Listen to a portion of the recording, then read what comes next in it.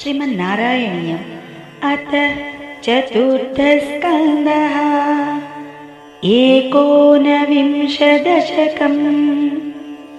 प्राचेतसां कथः। पृतोस्तु नब्धा पृथुधर्मकर्मठ प्राचीनबर्हिर्युवतौ शतद्रुतौ प्रचेतसो नाम सुचेतससुतान् अजीजनत्वत् करुणाकुरानिव पितुः सिसृक्षा निरतस्य शासनात् भवतपस्या विरतादशापिते पयोनिधिं पश्चिममेत्य तत्कटे सरोवरं ददृशुर्मनोहरम् तदा भवतीर्थमिदं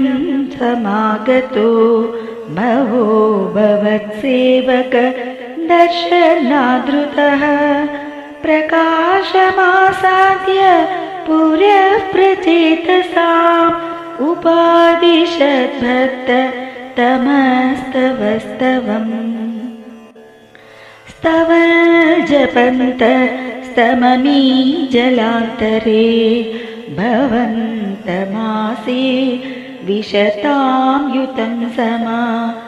भवत्सुखास्वादर सादमीश्रियान् बभूव कालो दुववन्न शीघ्रता तपोभिरेषा मतिमात्रवर्धिभिः सयज्ञहिंसा निरतोऽपि पावितः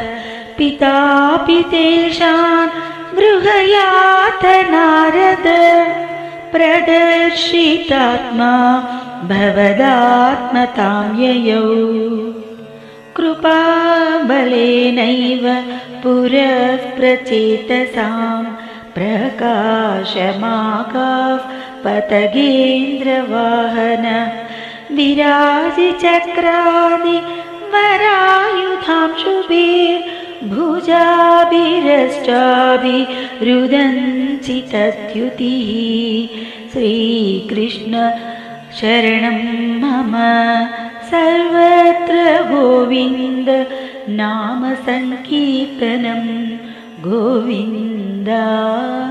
गोविन्द प्रचेतसां दया च तामपि त्वमेव कारुण्य भराध्वरानदा भवद्विचिन्तापि शिवाय देहिनां भवत्वसौ रुद्र नुतिश्च कामदा अवाप्य कान्तां तनयां महीरुवां तया रमध्वन् दशलक्षवत्सरीं सुतोऽस्तु दक्षो ननु दक्षिणाच्च मां प्रयास्यथेति न्यगदो मुदैवतान् ततश्च ते भूतलरोधिनस्तरून् क्रुधादहन्तो